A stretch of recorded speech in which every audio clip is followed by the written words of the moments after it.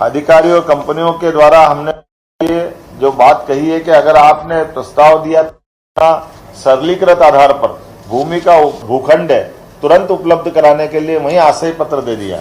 ये जो बात कर रहे हैं वो केवल बात नहीं है, नीचे तक उसका हमने लगातार जो ठोस आधार तैयार किया उसी का लाभ मिला है।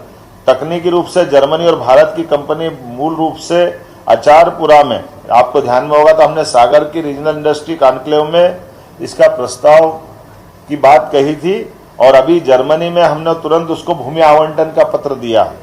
कंपनी द्वारा 100 करोड़ का निवेश किया जाएगा और ये माइनिंग के सेक्टर में भी इसी प्रकार से इस्पात इंटरनेशनल इंडोरामा कंपनियों के प्रतिनिधियों से 1-to-1 की है, जिसमें मेटल, माइनिंग और अलग अलग प्रकार की जो राज्य की प्रचुर खनिज संपदा हमारे यहाँ है सभी सेक्टर में।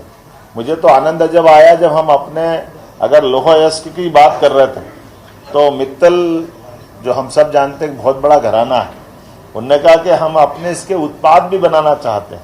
नहीं तो आमतौर पर हमारे यहाँ से तो वो केवल रॉ मटेरियल ले जाते थे। हमने इसीलिए कहा कि आप प्रोडक्ट्स भी यहीं उनका उत्पादित माल यहाँ बने, तो ये इस दिशा में आगे बढ़ेंगे। सेमीकंडक्टर के लिए भी